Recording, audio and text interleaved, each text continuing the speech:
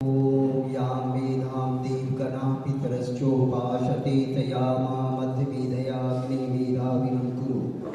ॐ विश्वानिदेव शविकर्कुरितानि पराशुभ यद्भद्रं धर्नाशुभ। ॐ अग्नेनय सुपथाराये अस्मान् विश्वानि देव वयुनानि विद्वान् योयोधयस्मजुहुरानमेनो भूस्थान्ते नमः दिव्यदेव।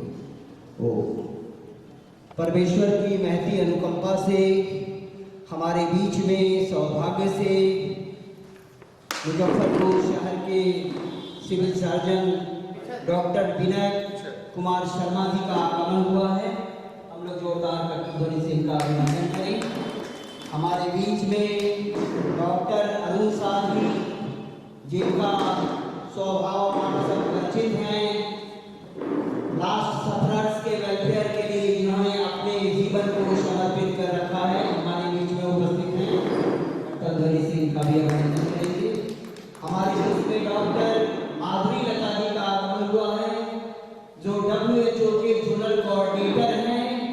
और आपको हम बताएं, परसों इन्होंने बिहार में ज्वाइन किया है, फिर भी हम सबों के आग्रह को इन्होंने स्वीकार किया है और शहर से इनका आगमन हुआ है। और हमारे बीच में लेप्रोसी सफरर्स का जो ऑर्गेनाइजेशन है जिसके फाउंडर मेंबर भी हैं, और इतना ही नहीं जो खुद भी लेप्रोसी सफरर भी रहे हैं, लेकिन भारतवर्ष में लेप्रोसी सफरर्स के लिए ऑर्गेनाइजेशन का निर्माण करके इन्होंने जो कार्य किया है करते चले जा रहे हैं, वह अपने आप में अत्यधिक महत्वपूर्ण है। क्योंकि भारतवर्ष में लेप्रोसी सफरर्स के लिए पहले कोई ऑर्गेनाइजेशन नाम की चीज नहीं थी। और जानते हैं, प्रजातांत्रिक देश में सरकार उसकी बात को सुनती है जिसके पास संगठन होता है। तो इनके पहल से जापान के फर्स्ट गुडविल एम्बेसडर के सपोर्ट से भारतवर्ष में association of people affected by leprosy का एसोसिएशन हुआ, जिसके माध्यम से लेप्रोसी सफरर्स के वेलफेयर के लिए लगातार गंभीर रूप में कार्य प्रारंभ हुआ। बिहार में भी जो कुष्ठ रोगियों को अलग से भरण पोषण के लिए भत्ता दिया जाता है, या भत्ता नाम की चीज पूर्व काल में नहीं थी, लेकिन जब एप्पल संगठन खड़ा हुआ और इसने पहल किया, और सर्वप्रथम तो माननीय मुख्यमंत्री नीतीश कुमार जी से जब मैंने आग्रह किया था कि कुष्ठ रोगियों के लिए अलग से भरण पोषण के लिए भत्ता दिया जाए, तो उन्होंने जो जवाब दिया था वो जवाब था, देववा कहीं पड़ल है लेके उछील दियो। लेकिन सौभाग्य से मैं स्टोरी राइटर रहा हूँ, कुछ रोगियों के कुछ जीवन वृत्तांत को उनके सामने रखा तो भी हिल गए। जैसे उदाहरण मैं दे रहा हूँ, एक वृद्ध आदमी कुष्ठ आश्रम में रह रहा था उत्तराखंड में। अपने बेटा और पत्नी को चिट्ठी लिखा, क्या मैं मरने वाला हूँ, मेरी आखिरी इच्छा है कि तुम और बेटे आकर के मुझसे मिलो। न पत्नी मिलने गई, न बेटा मिलने गया, वह कुष्ठ रोगी मर गया। मैंने आर्टिकल लिखा था, मरने वाले की आखिरी इच्छा अधूरी रही। बहुत दूर नहीं जाएंगे, लेप्रोसी मिशन हॉस्पिटल के गेट पर श्याम किशोर मंडल जो भी काम करके जी रहा है, उसकी पत्नी ने चिट्ठी लिखी थी कि हमारे घर वाले लोग मेरी दूसरी शादी करने जा रहे हैं, इसलिए आप सीधे आइए। श्याम किशोर मंडल वहां पर गया और देखा कि उसका सारा डंडा लेके खड़ा है और उसकी आंख के सामने उसकी पत्नी को दूसरे मर्द के साथ विदा कर दिया गया। और वह पागल का सा सोचने लग गया। बाद में उसको याद आया कि सुपरिटेंडेंट ने कहा है पत्नी आए तो ठीक, नहीं तो तू वापस आ जाना। वह वापस आया और तीन बेटी, एक कुष्ठ रोगी लड़की से शादी करने की इच्छा जाहिर किया तो लोगों ने कहा क्या इससे भीख मंगवाओगे? उसने कहा नहीं, भीख नहीं मंगवाएंगे। और अंत में क्या हुआ कि वो शादी किया, 3 बेटियां हुई, एक बेटी की शादी इसी आर्य समाज मुजफ्फरपुर में हम लोगों ने करवाया था। और एक बच्चा कोई फेंक दिया था, उसको लिखा पढ़ी करके उसने गोद में लिया, और वह बच्चा आज भी दिव्यांग है, लेकिन उठ के खड़ा नहीं हो सकता है, लेकिन पूरे प्रेम और निष्ठा से पाल रहा है। पूर्णिया की एक घटना थी कि एक आदमी की इच्छा हुई, कुछ लोग की जमीन में हिस्सा हमें भी मिले, और अपने गांव पहुंचा, भाइयों से कहा मुझे जमीन में हिस्सा चाहिए। भाइयों ने कहा कौन सा जमीन लोगे दिखाओ, जो जमीन दिखाया उस जमीन में मार के उसको गाड़ दिया। ऐसी कुछ दास्तानें जब मैं माननीय मुख्यमंत्री जी महोदय को सुनाया तो कहे तब फिर क्या किया जाए, और फिर वो हिल गए और समाज कल्याण मंत्री को फोन करके बोले कि इनसे मिल लीजिएगा, और उन्होंने फिर वही सरकार 22 करोड़ रुपया प्रत्येक महीना देने का प्रस्ताव पारित कर दिया, जिसकी चर्चा विश्व पटल पर हुई। इंटरनेशनल लेप्रोसी कांग्रेस में चाइना की राजधानी बीजिंग में मुझे बुलाया गया, और वहां भी कैसे आपने किया इसकी चर्चा वहां पर रखने के लिए कहा गया। फिर उत्तर प्रदेश में माननीय वेणुगोपाल जी भी थे और राम नायक जी गवर्नर थे, उसको देखते हुए वहां भी 2500 रुपया महीना देने का उपक्रम शुरू हुआ। यह एप्पल के माध्यम से जब आवाज को रखने की बात शुरू हुई तो बात हम लोग कहते हैं नथिंग फॉर अस विदाउट अस, मतलब कुछ रोगियों को पार्टिसिपेट किया जाए, उसको इन्वॉल्व किया जाए। और इसी दिशा में जापान के फर्स्ट गुडविल एम्बेसडर ऑनरेबल योशिहिसा साकावा जी, जिनका जो लगभग 200 देशों में अपना सपोर्ट प्रदान कर रहे हैं, और उनका लगातार सहयोग मिल रहा है। हम लोग के संगठन जो association of people affected by leprosy है, बिहार में वो समुत्थान के नाम से जाना जाता है, और यह संगठन लगातार कुष्ठ रोगियों के लिए हम लोग की जैसा भारत सरकार का भी टारगेट है कि 2030 तक जीरो ट्रांसमिशन, जीरो एस्टिग्मा और जीरो डिफॉर्मिटी के स्टेट को लाया जाए। इस दिशा में एप्पल जो association of people affected by leprosy है वह क्रियाशील है, और मैं आभार प्रकट करता हूं, धन्यवाद देता हूं हमारे माननीय सिविल सर्जन महोदय साहब डॉक्टर विनय कुमार शर्मा जी। तमाम व्यस्तताओं के बावजूद, इनका मीटिंग अभी है तुरंत, फिर भी ये हमने जब आग्रह किया कि इन्होंने सिर्फ समय ही नहीं दिया, समय पर यहाँ पहुँच करके हम सबों को अनुग्रहित किया। हम बहुत बहुत आभार प्रकट करते हैं, नमन करते हैं, और मैं चूंकि इनको जाना है इसलिए मैं सबसे पहले मैं चाहूँगा हमारे डॉक्टर विनय कुमार शर्मा जी जो सिविल सर्जन मुजफ्फरपुर हैं, डोंट फॉरगेट लेप्रोसी का जो आशय है कि लेप्रोसी सफरर्स के लिए जो स्कीम्स बने हैं उसको हमें फुलफिल करना है टारगेट को, और zero transmission, zero deformity, zero stigma तक पहुंचना है। इस दिशा में वर्ल्ड लेप्रोसी डे मनाया जाता है महात्मा गांधी की स्मृति में, उनकी पुण्यतिथि के अवसर पर, और पूरा एक पखवाड़ा तक वर्ल्ड लेप्रोसी डे मनाया जाता है। तो मैं इनसे प्रार्थना करता हूं कि 2 शब्द से अनुग्रहित करने की कृपा करेंगे। डोंट फॉरगेट लेप्रोसी पर। देखिए, जहाँ तक कुष्ठ का सवाल है, ये समाज में भी एक ऐसा शब्द है जिसको सुन करके लोग घबरा जाते हैं, लेकिन सच्चाई बिल्कुल विपरीत है। यह एक आम बीमारी की तरह है, और ये लिस्ट इन्फेक्शन है, बहुत कम फैलता है, बहुत तेजी से नहीं फैलने वाला बीमारी। ये बहुत ही धीरे फैलता है, और ये भी जो है छींकने खांसने से जो है सांस के जरिए पहुंचता है, और उसके बाद जो है आपका स्किन पर आकर के पेरिफेरल नर्व जो होता है सुपरफिशियल सरफेस पर, क्योंकि ये ज़्यादा गर्मी में बर्दाश्त नहीं कर सकता इसका बैक्टीरिया जो होता है माइक्रोबैक्टीरियम डेब्री, तो सरफेस पर आकर के पेरिफेरल नर्व को डैमेज करता है। लेप्रोसी इसलिए, कुष्ठ इसलिए बदनाम है, इसमें विकृति आती है, और अगर समय पर कुष्ठ का इलाज हो तो ये विकृति नहीं आएगी। ये आपका इसका जो प्रारंभिक लक्षण है, कहीं पर भी किसी तरह का दाग हो जो कि चमड़े के रंग से हल्का हो, या तांबे के कर्तन का हो और उसमें अगर सूनापन है तो वह कुष्ठ हो सकता है। उसकी जांच करा लें अब स्थानीय अस्पताल में जाकर के। और एमडीटी की दवा मुफ्त में दी जा रही है सभी सरकारी अस्पतालों में, वो ले लें। 2 तरह के दवा होती है, एक 6 महीने के लिए और एक जो है 1 साल के लिए। एक जो है 6 पत्ते दी जाती है और एक 12 पत्ता है, उसका एक जो 28 दिन का कोर्स होता है, तो उसको खाने से ये पूरी तरह से ठीक हो जाता है।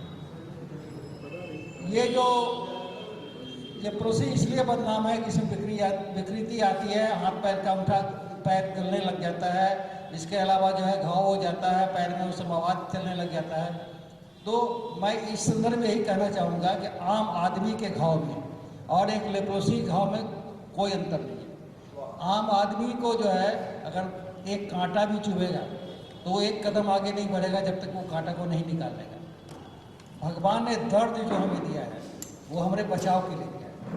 आज भी कैंसर इसलिए भयावह हो जाता है क्योंकि शुरू में प्रारंभिक अवस्था में कैंसर में दर्द नहीं होती और इसी कारण से जब तक इसका पता चलता है तब तक काफ़ी समय बीत जाता है। लेप्रोसी में जो विकलांगता का कारण है वो कारण ये है कि जिस एरिया में इफेक्टेड होता है, अगर किसी का तलवा पेट का इफेक्टेड हो गया या हाथ इफेक्टेड हो गया तो उसमें पूरा सूनापन आ जाता है।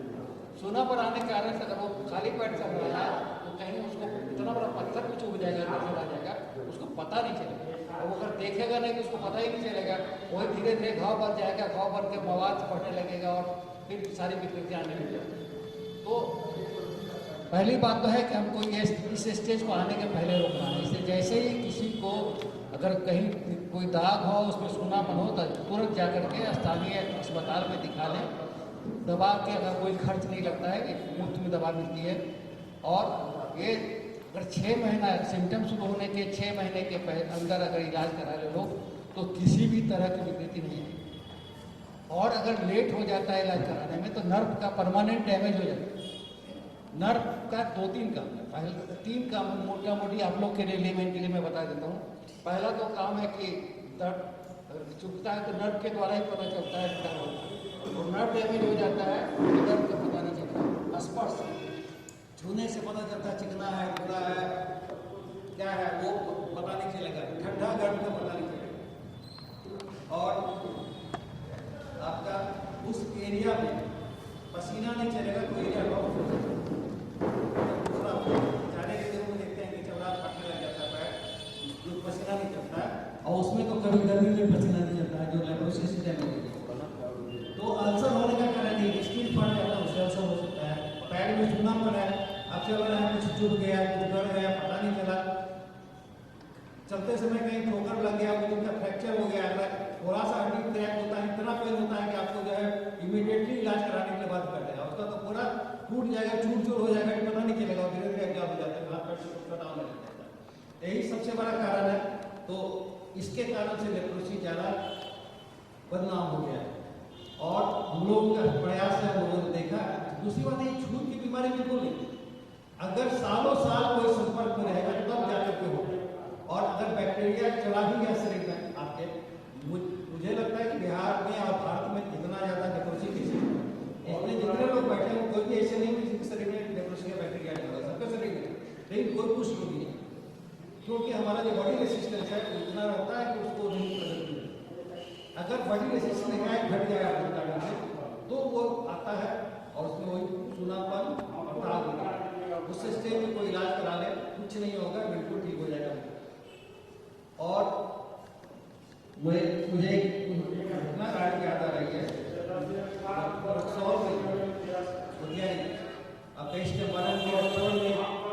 जो है लेप्रोसी मिशन है, वहाँ पर कुछ काटा ही आश्रम, उसमें सारे वही लोग रह रहे हैं जो कि कुष्ठ रोगी थे और उनके कोई भी बच्चा जो है कुष्ठ रोगी थे।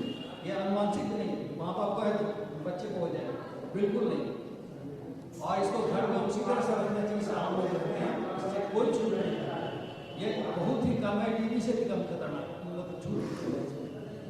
तो हम समाज को यही समझे कि लेप्रोसी के रोगी से, कुष्ठ रोगी से घृणा न करें, उनको अपना सदस्य समझे, घर का मेंबर समझे। और जो घाव होता है जो बदनाम जो कितने में बड़ा विकृत होता है, उसमें उस कुष्ठ का एक भी कीड़ा नहीं होता, उसमें एक भी बैक्टीरिया नहीं होता, इसमें तो छूने से कुछ नहीं होता। ये दिमाग में रहता है कि उसको है अगर छू जाएगा कहीं टच कर देगा तो फैल जाएगा मर जाएगा। वो आम बैक्टीरिया होता है, जैसे कि आप घाव आपके घाव में घाव में बैक्टीरिया आता है, उसी तरह से उसमें भी रहता है। अंदर केवल इतना ही रहता है कि आपको दर्द होगा, आपको रेस्ट लेने के लिए मजबूर कर देगा आपका दर्द, आप उसका इलाज कराइए, जब ठीक होगा तभी आप चलना फिरना शुरू कीजिएगा। उसको तो पता ही नहीं है। इससे बचने के लिए कहते पहली बात है हम उस स्तर तक चूनापन आने के पहले हम लोग इलाज करा लेंगे, और बाद भी जब चूनापन आएंगे तब क्या करेंगे। तो सबसे पहले ये कहते हैं कि रोज जो है एक बार सुबह शाम अपने हाथ को पैर को चेक कर लीजिए यहाँ चूनापन। अगर कहीं पर आपको थोड़ा सा घाव नजर आता है उसको तुरंत रेस्ट में लीजिए और मलहम वगैरह लगा करके उसको तुरंत इलाज कराने के ठीक हो जाएगा। दूसरी बात है खाली पैर ना चले, हम लोग चप्पल देते हैं, MCR चप्पल हम लोग यहाँ से फ्री में मिलता है, साल में 2 बार देते हैं लेप्रोसी के पेशेंट को जिसके पैर में चूनापन। और वो है चप्पल ऐसा है कि अंदर से एकदम सॉफ्ट है, बाहर से उसका जो है सोल बहुत हार्ड होता है कि उसमें कभी कांटा करेगा नहीं, कांटी पूरा नहीं करेगा। और अंदर से सॉफ्ट है क्योंकि प्रेशर से भी आदमी को जो है ना घाव हो जाता है। देखते हो ये प्लास्टिक चप्पल पहनने से कई बार परेशान हो जाती है, पैर में लहर जलन हो जाता है, तो आपको तो लहर जलन होगा, धोखा हो जाएगा तो उसको छोड़ देगा, लेकिन उसको तो पता ही नहीं चलेगा, नहीं पता चलेगा तो उसको ये प्रॉब्लम होगा।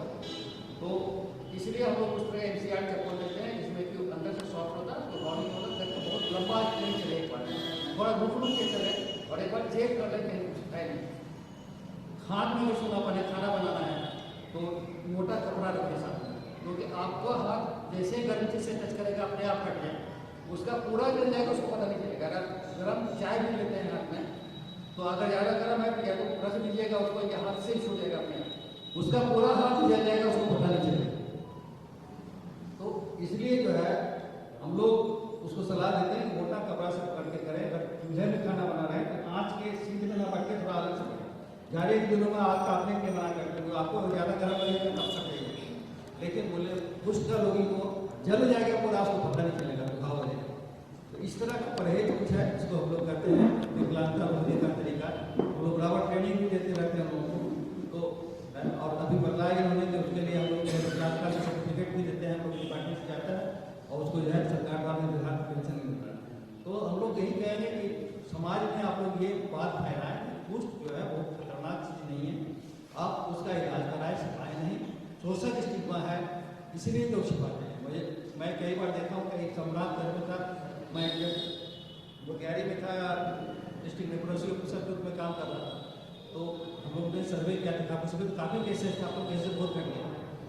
तो उस समय जो है एक इंजीनियर साहब थे, उनकी बेटी को इंतकाल हो गया, अब वो दिखाना नहीं चाहते, हमको चुपचाप से बुलाया, बोले कि बोले कुछ नहीं, आपको हम दवा दे देते हैं, आपको जाने का भी नहीं, आपको 6 महीने की दवा हम एक बार में देते हैं। बोला 2 महीना बाद बोला कि सरकार को क्या हो गया, आपको दिक्कत है, बोले लेकिन अब 6 महीना दवा खिला। उसी तरह का है, कुछ नहीं है, इसको सिंपली अगर इलाज छिपाए नहीं, इलाज की तरह जिन्होंने कहा कि 0 टॉलरेंस, हम लोगों का भी प्रिविलेंस रेट है, प्रिविलेंस रेट करते हैं 10,000 पॉपुलेशन में कितना केस है। लेप्रोसी इरेडिकेशन का यही था लक्ष्य कि 10,000 में 1 से कम केस हो जाए, तो हमारे यहाँ 1 से कम केस कितना है 0.43 है मुजफ्फरपुर डिस्ट्रिक्ट। हम लोग इसको लगातार लगे हुए हैं, इसके बराबर खोज अभियान पूरे चलते रहता है, समाज को जागरूक करते रहते हैं। अगर किसी तरह के केसेज है तो आ जाए, उसका हम इलाज करते हैं ताकि फर्दर ट्रांसमिशन बंद हो जाए। ये हुई बीमारी नहीं है कि किसी के बाप माँ को है तो बेटे को भी होगा, ऐसा कोई जरूरत नहीं है। बिल्कुल यही आता है। मैं यही कहूँगा कि आप लोग जो है समाज में इस बात को फैलाएं कि लेप्रोसी से घबराना नहीं है। लेप्रोसी एकदम सिंपल चीज़ है, इसका इलाज कराएं, छिपाएं नहीं, और इलाज कराने से देखिए बहुत ही सरल शब्दों में बहुत गहरी बात, ऊंची बात को इन्होंने रख दिया। Leprosy is curable within a day at the very first application of MDT in a sufferer's body within 24 hour 99.99 rendering the cause of leprosy mycobacterium leprae go away. This happens 24 घंटा के अंदर। और इसके नाम पर इतनी भ्रांतियां, कोई पूजन के पाप का परिणाम बताता है। लेप्रोसी मिशन हॉस्पिटल में पूरा जीवन डॉक्टर साहब बिठा दिए, उनके न लेप्रोसी हुआ, उनके परिवार को हुआ, फिर भी आज तक वर्ल्ड में एक बच्चा नहीं मिला लेप्रोसी को लेकर के पैदा हुआ।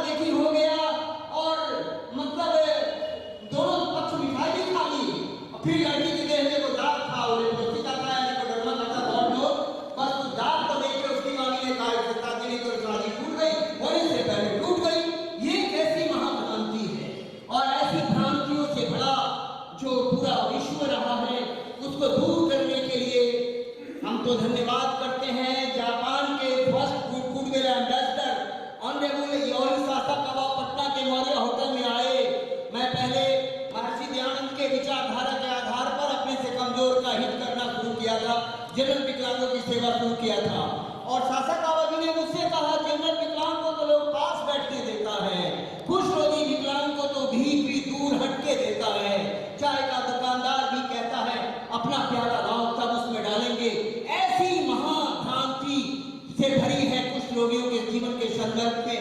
तो इसीलिए आप हमको एक टॉर्च, एक सोलर लाइट दिए, सोलर वाच दिए और बोले कि आप उनके लिए टॉर्च वीनर बनिए। और उन्हीं के कहने पर मैंने लेप्रोसी सफरर्स के लिए काम करना शुरू किया और जिसकी चर्चा पूरे विश्व पटल पर हुई।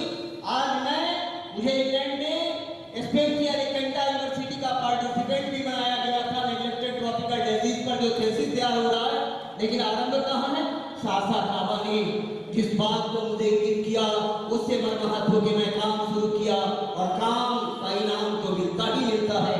और मैं प्रार्थना करता हूँ डॉक्टर माधुरी लता जी से, जो WHO की जोनल कोऑर्डिनेटर परसों ज्वाइन की है पटना में और कल मुजफ्फरपुर आ गई हैं और आज भी यहाँ आने का उन्होंने श्रम किया है, तब किया है। मैं नमन करते हुए, आभार प्रकट करते हुए इनसे प्रार्थना करता हूँ कि डोंट फॉरगेट लेप्रोसी के संदर्भ में आप अपने विचार देने की अनुकंपा करें। बहुत बहुत धन्यवाद।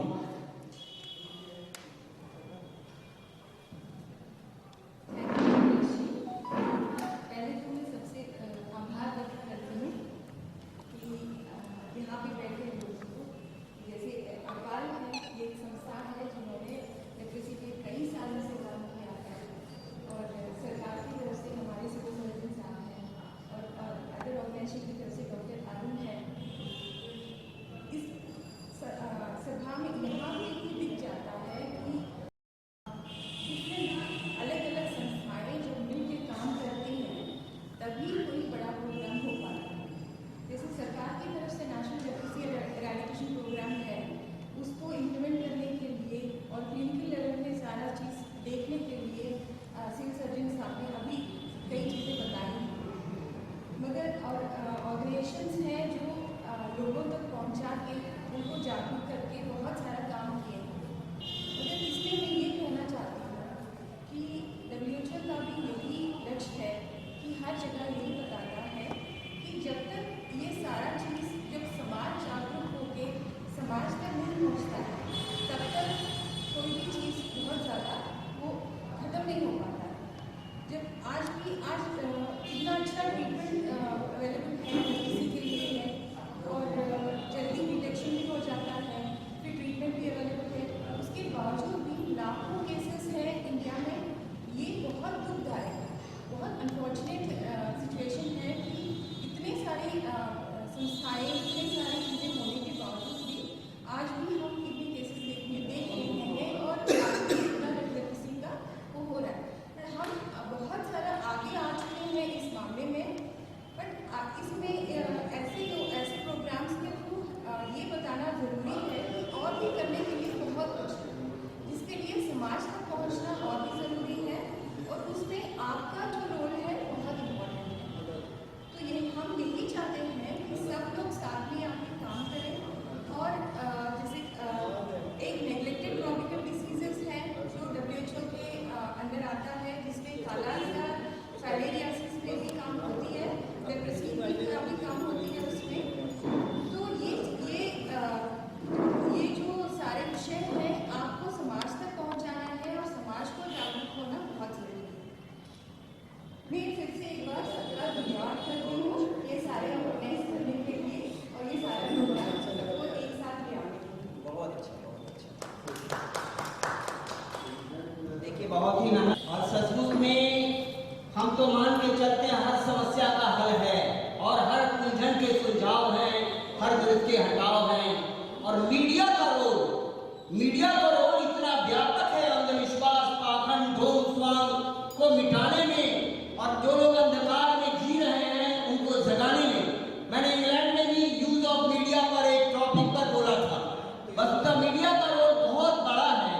अगर मीडिया ठान ले कि हम इस अंधविश्वास को, अज्ञानता को हम दूर करेंगे तो इसका बहुत व्यापक गांव-गांव तक अखबार लोग पढ़ते हैं, रेडियो सुनते हैं, टीवी देखते हैं और बात को समझेंगे कि लेप्रोसी क्योरेबल डिजीज है, उसके लिए घबराने की, लड़खड़ाने की, भयभीत कंपित होने की कतई जरूरत नहीं है। तो ये चीज मैं आप सभी मीडिया पर्सन को बहुत बहुत नमन करता हूँ। आप लोग का 11 बजे से मीटिंग भी होता है, फिर भी आप लोग अपना बहुमूल्य समय निकाल के आए हैं।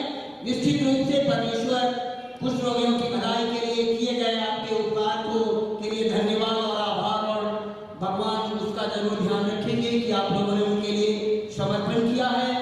बहुत बहुत नमन है सभी मीडिया पर्सन का। अब हम प्रार्थना करते हैं डॉक्टर अरुण शाह जी से, जो एक शब्द पर निकल पड़ते हैं पीड़ितों के उपकार के लिए, बेझिझक बेहिचक, और अपने पास से पैसा लगा के कहीं से डोनेशन लेके काम नहीं करते हैं। अपना कमाई को इनका एक वाक्य मुझे बरबस याद रहता है, जो दे दिया वह अपना, जो रख लिया वो सपना, वो इल्यूजन होकर दूसरा रोटरी, और जो दे दिया बांट दिया, कहा तेरी एक एक देन पर स्तुतियां निकाले, तेरे दानों और देनों का कोई कारोबार नहीं, परमात्मा देखते हैं और आप क्या दे करके दुनिया को जाते हैं वो महत्वपूर्ण होता है। कहा जिस मार्ग से चलो फूल बरसाते चलो, प्यार लुटाते चलो, ज्ञान का विस्तार करते चलो।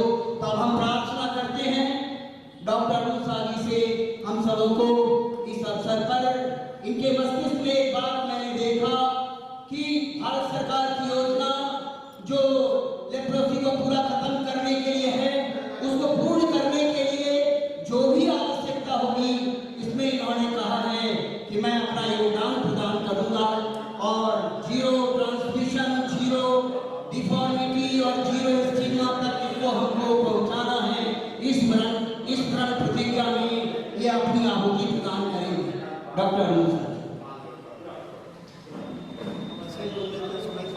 नहीं बोलिए, माइक बोलिए, चलिए एक बार श्री समीर साहब को मैं हार्दिक आभार प्रकट करता हूँ कि आप लोगों को जो बातें बताई लेप्रोसी के बारे में, कुछ लोग के बारे में बहुत ही डिटेल से बताया कैसे होता है। मीडिया का काम है कुछ लोग के बारे में जो भी भ्रांति है उसको दूर करना। कि कुछ लोग जो है वो छुआछूत की बीमारी नहीं है जब तक कि बहुत लंबे समय तक उसके साथ नहीं रहा जाए। हाथ मिलाने से, साथ में खाने से वो कुछ लोग किसी को नहीं होता है, जब जेनेटिक नहीं होता, मतलब कि किसी माँ बाप को है तो बच्चा को हो जाएगा, ऐसा नहीं है। ये क्यूरेबल डिजीज है, 100% क्यूरेबल डिजीज है। मतलब कि अगर इलाज इसका समय पर हो तो उसका ट्रांसमिशन तो बहुत जल्दी खत्म हो जाता है, इन्फेक्टिविटी कम जाती है। और पूर्णतः जैसे 2 टाइप के होते हैं लेप्रोसी, एक होते हैं पॉसिबैसिलरी, एक कम उसमें कीटाणु होते हैं, मल्टीबैसिलर। तो उसी के उस पर डिपेंड करता है कितने आपके पिगमेंटेशन है, कितने आपके, तो उस बेसिस पर इलाज का ड्यूरेशन तय किया जाता है। सबसे बड़ा जो चैलेंज है हम लोग हमारे सामने जो है, इससे पहले तो मैं आपको बता देता हूँ कि विश्व पटल पर आज भी हिंदुस्तान में जितने केसेज हैं उसमें सबसे ज़्यादा केसेज भारतवर्ष में, ब्राज़ील में और इंडोनेशिया में, और पूरे ग्लोबल बर्डन का आधा से ज़्यादा भारतवर्ष में। ग्लोबल बर्डन ऑफ लेप्रोसी का ये बात सही है कि जब नेशनल लेप्रोसी इरिगेशन प्रोग्राम शुरू किया गया तो बहुत ही मतलब कि उत्साह के साथ शुरू किया गया, और 2005 में भारत सरकार ने घोषणा कर दी कि हम लोग अपना प्रिविलेंस रेट जो WHO का जो अचीवमेंट है कि 10,000 में 1 से कम हो जाएगा, उस पर मतलब कि उन्होंने प्राप्त कर दी, और हम एलिमिनेशन, नॉट एरेडिकेशन, एलिमिनेशन पर पहुँच गए। लेकिन अचानक 2005 के बाद जो बहुत से कारणों से इसमें शिथिलता आ गई इस कार्यक्रम में। नतीजा ये है कि अभी भी कई स्टेट्स में केसेस जो या तो स्टेबल हैं या कहीं कहीं बढ़ गए हैं। जैसा कि WHO के डॉक्टर ने कहा भी कि अभी भी हिंदुस्तान में एट ए गिवन टाइम 1 लाख की संख्या में लेप्रोसी केसेस हैं। और हमारे पास जो चैलेंजेस है वो है डिटेक्शन, डायग्नोसिस एंड डिस्क्रिमिनेशन का। मतलब early detection is a real challenge. और किसका डिटेक्शन होना चाहिए? जो कॉन्टैक्ट्स है, जो लेप्रोसी पेशेंट के साथ जो जिनका कॉन्टैक्ट, जो पेशेंट डायग्नोज है ठीक है, लेकिन जो कॉन्टैक्ट्स है उनका अर्ली डिटेक्शन होना चाहिए। बड़ा सिंपल टेस्ट है वो, स्क्रैप टेस्ट कहते हैं या स्मीयर टेस्ट कहते हैं। और टेस्ट शुरू होता ही थी जो हम लोग कहते हैं MDT, मल्टी ड्रग थेरापी। बहुत स्टैंडर्ड थेरापी है, नेशनल इंटरनेशनल गाइडलाइंस है, वो शुरू किया गया है। Diagnosis is based on the demonstration of acid fast bacilli.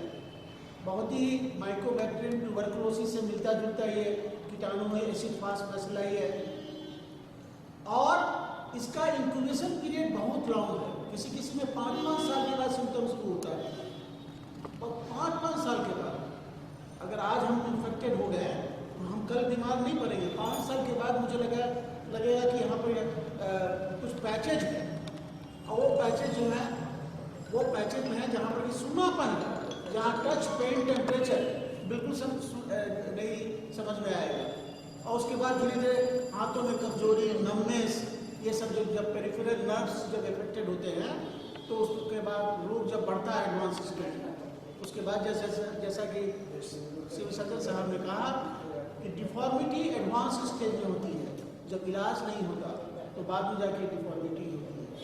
ये खुदा का या ईश्वर का अभिशाप नहीं है, एक ये संक्रामक रोग है, कीरोविर है। अगर समय पर इलाज हो तो मतलब कि बिल्कुल ही वो मरीज जो है समाज के मेन स्ट्रीम में वो जुड़ जाएगा। और आज चैलेंज सबसे बड़ा है कि जो कुष्ठ रोग से जो पीड़ित लोग हैं उसको समाज के मेन स्ट्रीम से जोड़ा जाए। ये दुर्भाग्य की बात है कि लेप्रोसी के पेशेंट जो कुष्ठ रोग के मरीज हैं उनके लिए अलग से कॉलोनी होती है, तो बहुत दुर्भाग्य की बात है, उनको आइसोलेशन सेंटर में दिया गया।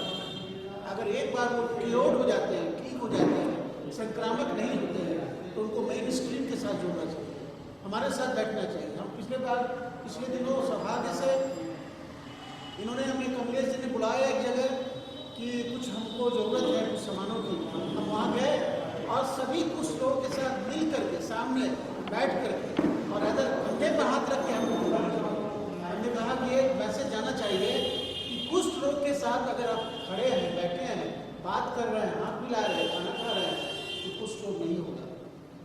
कुष्ठ रोग संक्रामक इस सेंस में नहीं है। ये जरूर है कि अगर जो आदमी जो सर्दी, खांसी या प्रोलॉन्ग कॉन्टैक्ट में एक बार खांस दिया, छींक दिया, किसी से मिल लिए कुष्ठ रोग से, तो आपको कुष्ठ रोग नहीं होने वाला है। इसलिए उसको उपेक्षा की दृष्टि से देखना बहुत, सबसे ज़्यादा दर्द उनको इस बात का नहीं होता कि उनको कुष्ठ रोग हो गया, तो ऐसे मरीज को सबसे ज़्यादा दर्द इस बात का होता है कि सामाजिक बहिष्कार, सामाजिक उपेक्षा, इनसेंसिटिविटी, ये सबसे बड़ा मतलब कि है चैलेंज है। आज समाज में कुष्ठ रोग के मरीजों के लिए आपके मन में दया होनी चाहिए, कंपैशन होना चाहिए। सहायता तो ठीक है, सरकार तो कर ही रही है। राष्ट्रीय लेप्रोसी जो नेशनल लेप्रोसी एडिकेशन प्रोग्राम के तहत WHO का भी इसमें काफ़ी सहयोग मिल रहा है, लेकिन समाज में जो भ्रम है कि कुष्ठ रोग का मतलब होता है जो गरीब, जो मंदिरों के बाहर में जो कुष्ठ रोग है, अरे भैया दूर से मतलब इसको भीख दे दो, छूना मत इसको। ये बहुत बड़ा चैलेंज है और ये मिथ्या को हटाने की जरूरत है कि नहीं, कुष्ठ रोग एक आम संक्रामक रोग की तरह है, कीरोबिल है, और कभी भी इससे ये आने वाली जनरेशन में किसी और को नहीं होगा। ये once cure always cure. It is not genetic, it is not a god curse. लोग कहते हैं कि ईश्वर का अभिशाप है, ये बिल्कुल गलत है। जब से सिविलाइजेशन शुरू हुई है तब से कुछ लोग हैं, और निश्चित रूप से आने वाले समय में पिछले 2-3 डिकेड्स में बहुत इफेक्टिव इंटरवेंशन की वजह से केसेस में काफ़ी कमी आई। एक समय था कि 10,000 केस में 57 केस पेशेंट डिटेक्ट हुआ करते थे। अब वो 57 से घट करके 1 केस के नीचे आ गए। फिर भी हमारे भारत की इतनी बड़ी आबादी है, अगर 1 से नीचे भी है तो 24 लाख की आबादी तादाद में है। तो भारतवर्ष में आज भी विश्व का 55 से 60% बर्डन अभी भी हिंदुस्तान में है। हमको जरूरी है, एक कलेक्टिव रिस्पॉन्सिबिलिटी होनी चाहिए समाज की, मीडिया वालों की, हर आदमी की, कुष्ठ रोग मरीज के साथ भेदभाव नहीं करे, सहानुभूति रखे। वो ठीक हो जाते हैं तो उसको मेन स्ट्रीम में लाइए। उनके साथ कभी भी कोई मतलब कि ये मत समझिए कि इसको कुष्ठ रोग हो रखा है। सर ने बहुत अच्छी बात कही कि जब उनको अल्सर होता है तो वो पेनलेस होता है, लेकिन हम जब उसको देख करके घृणा करते हैं तो ज़्यादा उस मनोवैज्ञानिक उसको जो दर्द होता है उस दर्द की कोई तुलना नहीं है। शारीरिक दर्द और मानसिक उपेक्षा किया हुआ दर्द जो है, इमोशनल पेन, सबसे ज़्यादा मतलब टॉर्चर होता है। इसलिए आप लोगों को ये मैसेज देना है समाज में जेनेटिक नहीं है, ईश्वर का अभिशाप नहीं है, संक्रामक रोग है। सही समय पर दवा देने से मरीज हमेशा के लिए ठीक हो जाता है। इसलिए आप उसको मेन स्ट्रीम में लाने की ज़रूरत है। और कमलेश जी जो इस दिशा में काम कर रहे हैं, बहुत ही सराहनीय काम कर रहे हैं, बहुत सराहनीय काम कर रहे हैं। इनके लिए मेरे पास कोई शब्द नहीं है, मैं इनसे हाथ में जुड़ा हुआ हूँ कुछ। और मैं चाहूँगा भी कि भविष्य में भी किसी तरह का कोई भी हमारा एक फाउंडेशन चलाते हैं जिसके तहत हम समाज के अंतिम वर्ग तक पहुँचना चाहते हैं, ताकि उन लोगों को जो भी तकलीफ हो, मोस्ट डिप्राइव्ड या most marginalised section of society, वहाँ हम जाते हैं, मदद करते हैं। और हम आशा करते हैं कि इनके साथ हम जुड़े रहेंगे और जो होगा संभव तन से, मन से, धन से हम बिल्कुल इस कार्य को करेंगे। और हम चाहेंगे कि सिविल सर्जन साहब भी इस कार्य को में अपना पूरा समर्थन दें। बहुत बहुत धन्यवाद। बहुत थोड़ी देर और बैठेंगे, बहुत बड़ी बस अंतिम वक्ता है, आप सुन लीजिए, उसके बाद चले जाइएगा। तो अब हम प्रार्थना करते हैं हमारे दिल्ली से आए हुए जो मुख्य अतिथि के रूप में आए हैं, दिल्ली से जो फाउंडर मेंबर हैं इस ऑर्गेनाइजेशन आकार के, तो उनके दो शब्द हम सब श्रवण कर लें और उसके बाद फिर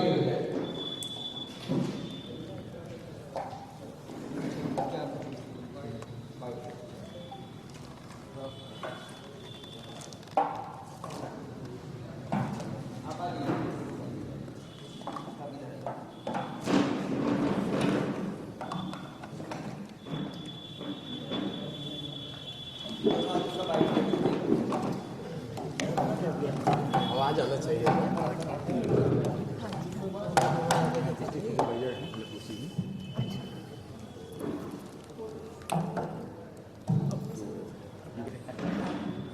बताया जाए इसलिए। देखिए, कुष्ठ जो है समाज में बहुत बदनाम है, वास्तव में इतनी खतरनाक चीज़ नहीं है। सबसे पहली बात है कि ये लिस्ट से बहुत कम फैलने वाला बीमारी है।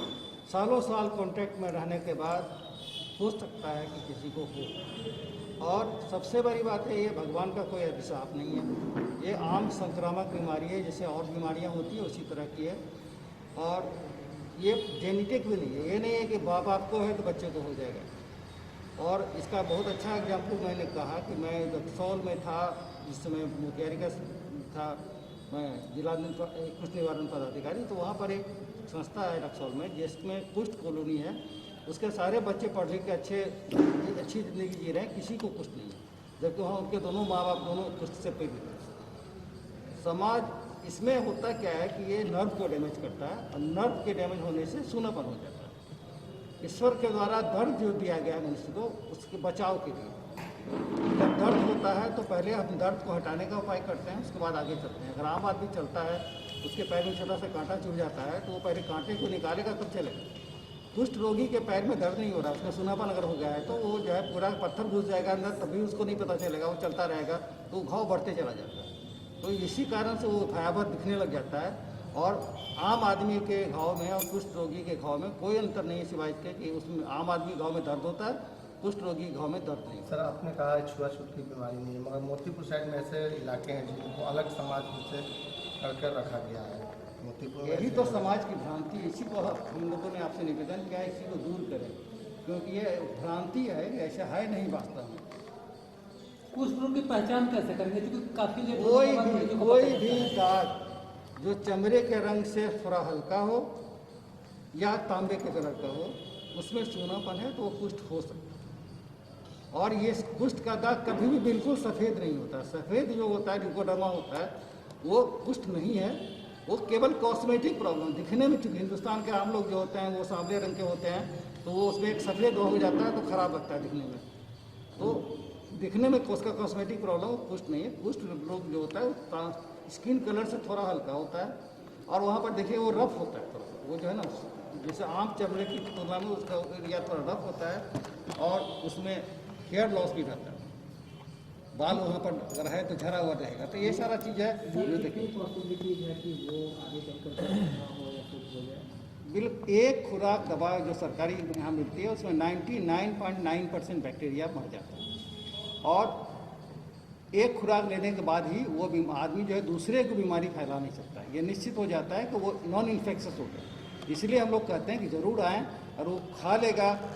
इसका 2 तरह का इलाज है, एक पॉसी बेसिलरी पीवी जिन्होंने को बतलाया, एक मल्टी बेसिलरी है। पॉसी बेसिलरी का इलाज 6 महीने चलता है, मल्टी बेसिलरी का 1 साल चलता है, और उसमें शरीर का जितना भी बैक्टीरिया, हमारी जो भी दवा है वो सिर्फ कुष्ठ रोग के बैक्टीरिया को मारती है, वो सूनापन को दूर नहीं करता है। इसलिए हम लोग कहते हैं कि 6 महीने के अंदर अगर कोई ट्रीटमेंट ले आ जाता है तो सूनापन होगा ही नहीं। इसलिए कि नर्व जो है परमानेंट डैमेज अगर नर्व का होता है तो रीजनरेशन नहीं होता है। ये दुर्भाग्य है। इसी कारण से देखते हैं कि किसी को पैरालिसिस अगर हो जाता है किसी कारण से तो 100% रिकवरी नहीं होता उसका। चलते फिरते रहने से थोड़ा सा सुधार होता है, लेकिन फिर भी कमजोरी रहती है। वही बात यहाँ भी हो रही है, क्योंकि सूनापन है और सूनापन ही सारा प्रॉब्लम है। इसलिए अगर सूनापन हो ही गया, मान लीजिए कि आपने नहीं कराया, तब भी जो है आप अच्छी ज़िंदगी जी सकते हैं। उसके लिए हाथ पैर के देखभाल का तरीका हम लोग बतलाते हैं। रोज़ उसको आंख से देखें, अगर कहीं घाव नज़र आता है तो रेस्ट लें, कोई मलहम लगा लें, और वो धीरे धीरे ठीक हो जाता है। फिर आप जो है चल सकते हैं आराम से। खाना बना रहे हो तो गर्म कपड़ा से पकड़ें ताकि हाथ जले ना। तो इस तरह से कुछ सावधानियाँ बरत करके हम कुष्ठ, अगर हमारा सूनापन हो भी जाता है तब भी हम सामान्य ज़िंदगी जी सकते हैं। और इसको कुष्ठ रोगी को घर से बाहर करने की कोई आवश्यकता नहीं। वो नॉन इन्फेक्शस है, एक खुराक खा लेगा फिर किसी को नहीं फैलाएगा। इसलिए उसको आराम से घर में रखिए। आप घर के मेंबर की तरह रहें। उनका खाना अलग करने की जरूरत नहीं है, उनका थाली अलग करने की जरूरत नहीं है। साथ बैठना उठना गप करना सारा कम कर सकते हैं, कोई प्रॉब्लम नहीं। सर किन लक्षणों के बाद मरीज को मिल लेना चाहिए, डॉक्टर की सलाह लेनी चाहिए? सीधी बात है, कोई भी दाग हो उसमें सूनापन हो तो कुष्ठ का लक्षण हो सकता है। सिंपल, बहुत सिंपल चीज़ है। क्या कहीं पर दाग है शरीर में और उसमें सूनापन लगा तो आप बेहतर डॉक्टर से मिलें। और एक महत्वपूर्ण बात आपको बता रहे हैं, इन्होंने खुद लेप्रोसी को झेला है और पूरे वर्ल्ड के लेप्रोसी सफरर्स के वेलफेयर के लिए काम कर रहे हैं। इंडिया के चीफ एग्जीक्यूटिव अफसर भी हैं। जाएंगे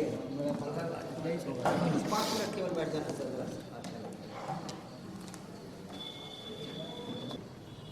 हम कुष्ठ पीड़ित, आप ये जान सकता है किसी भी बीमारी का, ये नहीं ये कैंसर रोगी है, ये टीबी रोगी है, कोई नहीं बुलाते। केवल इसकी लेप्रोसी है उन्हीं को जो है कुष्ठ रोगी कहा जाता है। ये कितनी बड़ी भेदभाव है। और इसके साथ साथ समाज हमारे साथ जो है एक तो ऐसा व्यवहार करती है, कोई आदमी इंसान ही नहीं है।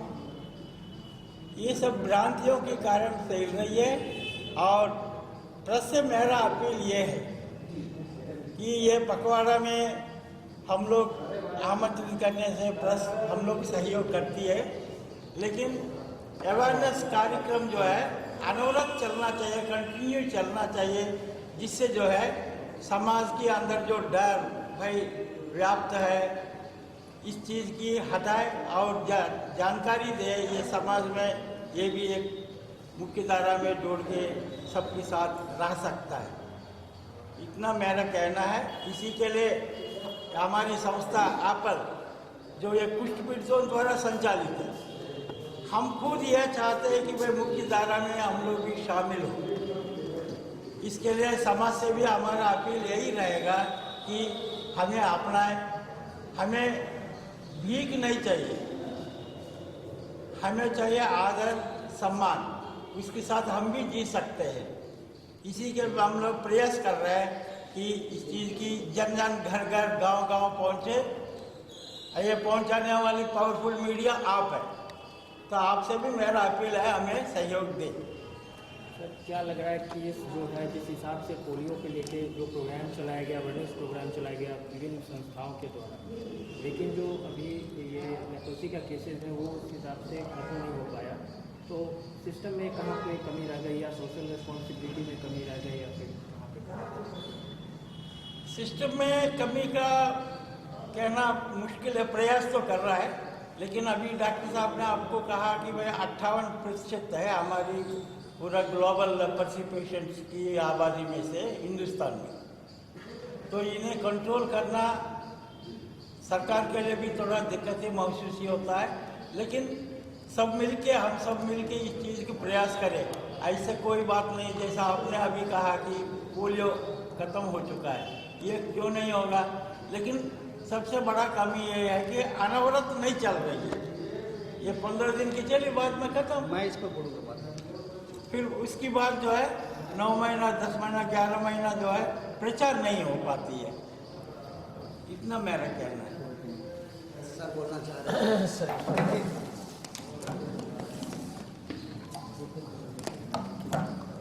कुछ ऐसे मैं बोलूँ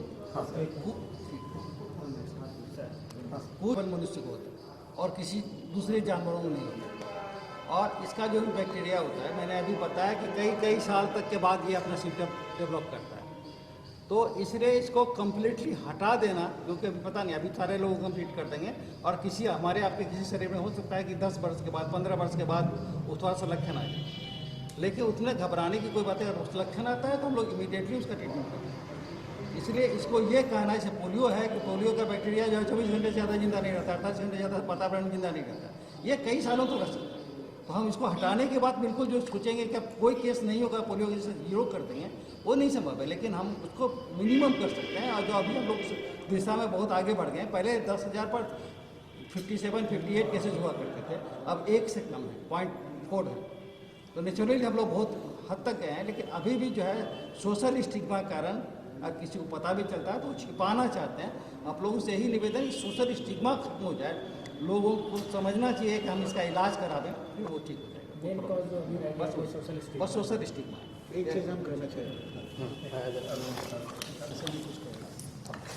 इन्होंने क्या प्रश्न किया थोड़ा और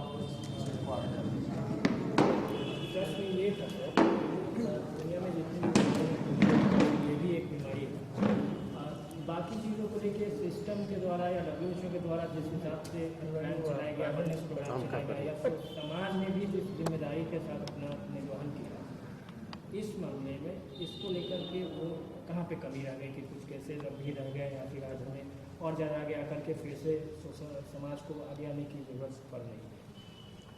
बहुत ही प्रासंगिक सवाल है। और चूँकि हम सरकारी नौकरी में नहीं है, इसलिए जो बोलेंगे सही बोलेंगे।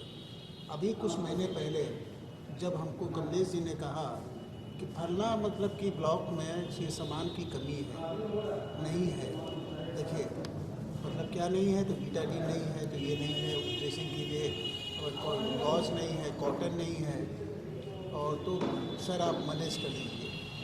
हमने कहा भाई कि सरकार इतना फंड देती है, ये पैसा कहाँ जाता है? नेशनल लेप्रोसी इरेडिकेशन प्रोग्राम के तहत हर चीज़ फ्री है, इलाज फ्री है, तो ये फंड कहाँ जाता है? फिर भी हम गए उनके पास और सामान जितना था करीब अप्रोक्सीमेटली 10,000 रुपये का था, हम लेके गए। मुझे लगता है कि कहीं ना कहीं ये एक मतलब कि जो एक उदासीनता है, इफेक्टिव इम्प्लीमेंटेशन नहीं हो रहा है कार्यक्रम का। पहले क्या था, नेशनल लेप्रोसी प्रोग्राम के तहत जो लोग थे उनका एक फोकस था कि लेप्रोसी को कम करना। अब क्या है, उनको ट्यूबरकुलोसिस भी कर दिया गया है, तो उनको टास्क दे दिया गया है, तो फोकस उनका कम किया है। तो फोकस करने से डेफिनेटली मतलब कि जो कहते हैं ना कि early case detection, early diagnosis, effective treatment, rehabilitations, इसमें उदासीनता आई है।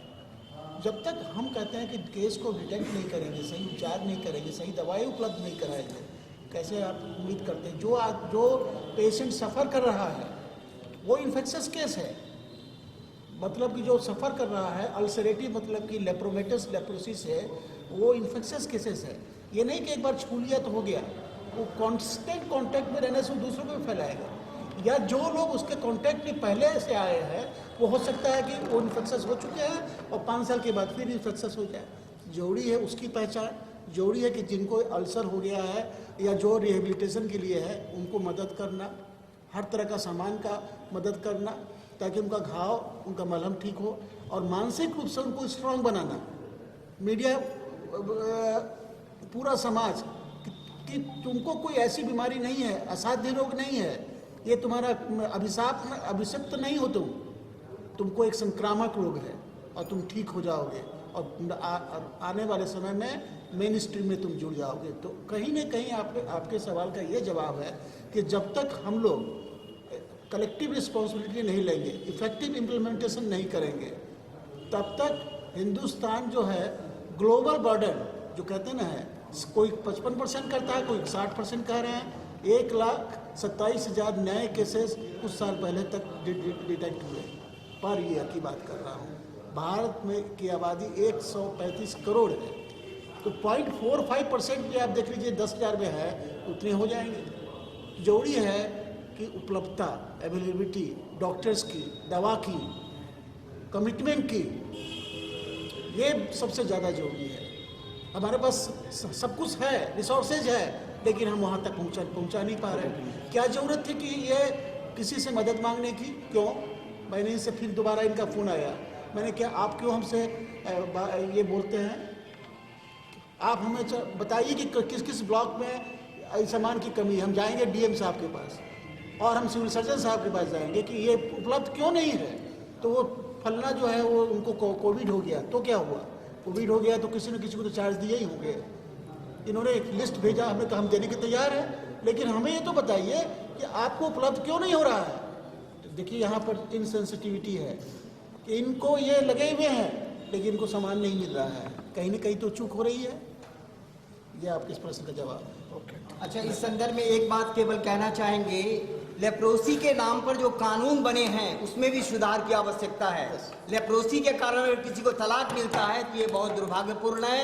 चाहे रेलवे एक्ट हो, चाहे जुबलाइन एक्ट हो, चाहे लाइफ इंश्योरेंस का एक्ट हो, चाहे डाइवोर्स एक्ट हो, स्पेशल मैरिज एक्ट हो, हिंदू मैरिज एक्ट हो, मुस्लिम लॉज हो, इंडियन क्रिश्चियन मैरिज एक्ट हो, सब जगह मोटर व्हीकल एक्ट हो, सब जगह सुधार की आवश्यकता है। और भारत सरकार ने हम लोग के पहल पर इस दिशा में कुछ कार्य किया है। राज्य सरकार को भी इसको अपनाने की जरूरत है ताकि संपूर्ण रूप में भेदभाव मिट सके और अलग कॉलोनी कतई नहीं रहे। सारे कुष्ठ रोगी एक सामान्य जीवन जिए। सर्दी और खांसी को ठीक होने में 2-3 दिन भी लग जाता है और लेप्रोसी तो curable with in a day है। और ये सिर्फ 100 में 2 आदमी ऐसे पाए जाते हैं जिनके बॉडी में लेप्रोसी का कीड़ा ठहर पाता है। 98% पर्सन के बॉडी में लेप्रोसी का कीड़ा नहीं ठहर पाता है। समय नहीं लेंगे, थोड़ा देर केवल 2 मिनट बैठ जाए। अच्छा, ऑफ द रिकॉर्ड आप लोग की जानकारी के लिए को विश्वास नहीं होगा कि अगर जो कॉन्ट्रैक्ट्स हैं, सुनिए, ऑफ द रिकॉर्ड कॉन्ट्रैक्ट्स जो हैं जिससे इफेक्टिव हो जाता है, इसको मल्टी ड्रग थेरेपी बोलते हैं। It is single dose therapy. नहीं sir, it is single dose therapy and it becomes non infectious. Sir वो स्टार्ट कर दिया गया है। मैं कह रहा हूँ कॉन्ट्रैक्ट्स को एक टैबलेट खिलाने से वो 2 मिनट अरे इन लोग को मतलब कि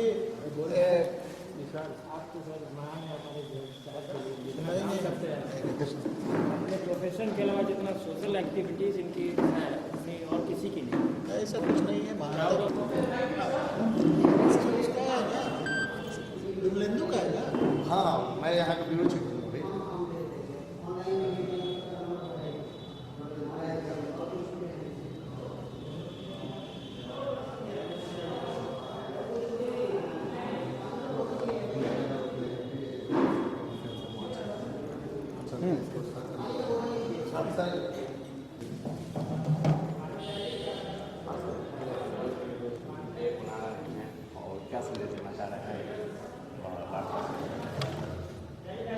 देखिए सर, एक मिनट आप थोड़ा आइए। एक हमारा है क्योंकि ये 30 जनवरी से 13 फरवरी तक मनाया जाता है और इसमें सभी ये मैसेज देना होता है कि जागरूकता दिवस है कि समाज को जागरूक किया जाए। ये बीमारी जो है संक्रामक रोग है, ठीक होने वाली बीमारी है, ईश्वर का अभिशाप नहीं है, जेनेटिक नहीं है और इसके साथ भेदभाव करना बिल्कुल उचित नहीं है। अगर इसके ये आम संक्रामक रोग की तरह संक्रामक है, जैसे ट्यूबरकुलोसिस है, इसका डायग्नोसिस बहुत ईजी है कुष्ठ रोग का। अगर किसी को भी अगर कोई पैच हो जाए यानी धब्बा हो जाए जो स्किन कलर से हल्का कलर हो, वहाँ सेंसेशन नहीं हो, वहाँ मतलब कि बिल्कुल सब लगे टच करने से भी नहीं, सूनापन हो जाए और उसके बाद उसके स्मीयर लेके जांच कर ले तो डायग्नोसिस कंफर्म हो जाता है। इसके पहले की मतलब कि कॉम्प्लिकेशंस डेवलप कर जाए, इसके पहले की मतलब कि हाथ में सूनापन हो जाए, हाथ में अल्सर हो जाए, घाव हो जाए, तो अगर अर्ली स्टेज में हम डायग्नोसिस कर लेते हैं तो 100% क्यूरेबल है। दवा इसकी सरकार की तरफ से निःशुल्क है, डायग्नोसिस निःशुल्क है, सब कुछ निःशुल्क है। ज़रूरत है समाज को इन मरीजों के प्रति सहानुभूति की, ज़रूरत है समाज को इन मरीजों के प्रति कि इनको अपने स्क्रीन लेने जो कुछ जो सरकारी जो नियम कानून है उसमें भी बदलाव की ज़रूरत है इनके मलहम पर घाव पर मलहम लगाने की, लेकिन समाज इनको उपेक्षित करता है। ये सबसे बड़ा मतलब कि ये बहुत बड़ा चैलेंज है। कोरोना काल में देखा गया है कि आप सैनिटाइज और मतलब मास्क का वितरण और जागरूक किए थे, और अभी ठंडे के मौसम में मतलब कम्बल का वितरण किए थे फाउंडेशन की तरफ से, बहुत मतलब कि पॉपुलर हो रहे हैं बिहार के अंदर के। तो आप कितने दिनों से मतलब कि ये विगत सेवा कर रहे हैं? देखिए, मुझे याद नहीं आ रहा है, मुझे तो लगता है कि जब तक हम हैं, जब तक सांस चलती रहेगी तब तक मेरा काम चलता रहेगा। मेरा तो यही लक्ष्य है कि किसी के मुस्कुराहटों पे हो निसार, किसी के वास्ते हो तेरे दिल में प्यार, जीना इसी का नाम है बस।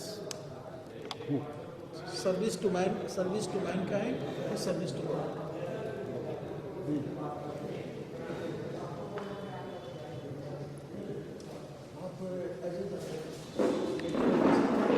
हम इस अवसर पर यह चाहते हैं कि जो लेप्रोसी पेशेंट्स की जो संख्या है वो 0 पर पहुंचे, जो विकलांगता की बात है वो भी 0 पर जाए, और इसके नाम पर फैली हुई जो भ्रांतियां हैं वो भी 0 पर जाए, और इसके साथ साथ इसके नाम पर जो कानून बने हैं वो कानून भी अज्ञानता पर आधारित है। पुराने जमाने की मान्यताओं, जो मान्यताएं असत्य पर आधारित रही हैं, जैसे इसे जन्म परंपरा से दैवी प्रकोप, पूर्वजन्म के पाप का परिणाम, छूत की बीमारी वगैरह वगैरह कहते हैं, ऐसा कुछ नहीं है। और 100 में मात्र 2 आदमी के शरीर में ये लेप्रोसी का जो कीड़ा है माइकोबैक्टीरियम लेप्री वो जगह बना पाता है। शेष 98% जो हैं उनका बॉडी का रेजिस्टेंस कैपेसिटी इस कीड़ा को ठहरने ही नहीं देता, इसलिए इससे घबराने की कतई जरूरत नहीं है। और भारत में 700 से ऊपर सिर्फ लेप्रोसी कॉलोनीज हैं, एक भी कॉलोनी नहीं होना चाहिए। सभी कुछ प्रभावित लोग सर्दी और खांसी को ठीक होने में 2 दिन 3 दिन लग जाता है। लेप्रोसी तो curable with in a day है। दवा भले 6 महीना और 1 साल पीबी और एमबी केस के हिसाब से खाना पड़ता है, लेकिन एक curable with in a day है, इसलिए इससे जरा भी इसके नाम पर भेदभाव बरतने की जरूरत नहीं है। और इसके नाम पर तलाक की व्यवस्था या कानून में जो भी भ्रांतियां हैं, चाहे हिंदू मैरिज एक्ट हो, मुस्लिम लॉज हो, इंडियन क्रिश्चियन मैरिज एक्ट हो, जुबलाइन एक्ट हो, या रेलवे का एक्ट हो, या लाइफ इंश्योरेंस का एक्ट हो, जो भी एक्ट है वो सब में सुधार की आवश्यकता है। देखा जा रहा है कि यदि किसी को हो जाता है तो लोग छुआछूत उसमें मानते हैं कि वो फैल जाएगा सारा चीज़। ये एकदम महाभ्रांति है। मेडिकल साइंस ने क्लियरली इसको पुटअप कर दिया है प्रयोग के आधार पर, इसलिए कहीं से ये छूत की बीमारी नहीं है। और जरा भी, मैं तो उदाहरण देता हूँ, लेप्रोसी मिशन हॉस्पिटल में मतलब पूरा जन्म पूरा परिवार डॉक्टर का बिता दिया, नर्सेज का बिता दिया, किसी को लेप्रोसी नहीं हुआ। लेप्रोसी, अभी वो एक लड़की वहाँ बैठी है, वो लेप्रोसी सफरर की बेटी है, मासीडिया का मतलब पढ़ाई कर रही है, कहाँ उसको लेप्रोसी है? इसके पिताजी लेप्रोसी सफरर है, कहाँ ये लेप्रोसी है? आज तो काम कर रही है, पूरे देश में घूम के काम कर रही है। तो इसलिए ये सोचना कि लेप्रोसी से दूर हटा जाए एकदम गलत धारणा है, और इसको एकदम बलपूर्वक दूर करना है। और आप लोग का इसमें जो भागीदारी है, योगदान है, श्रद्धा और नमन का पात्र है। मीडिया का बहुत बड़ा व्यापक रोल है, मीडिया बहुत कुछ कर सकता है, और इस अंधविश्वास को, अज्ञानता को दूर करने में महान सहयोग प्रदान आप मीडिया लोगों के द्वारा होता है। बहुत बहुत धन्यवाद इसके लिए। मैं कमलेश चंद्रलाल के नाम से विदेश में जाना जाता हूँ। इंडिया में आचार्य कमलेश दिव्यदर्शी के नाम से लोग मुझे जानते हैं।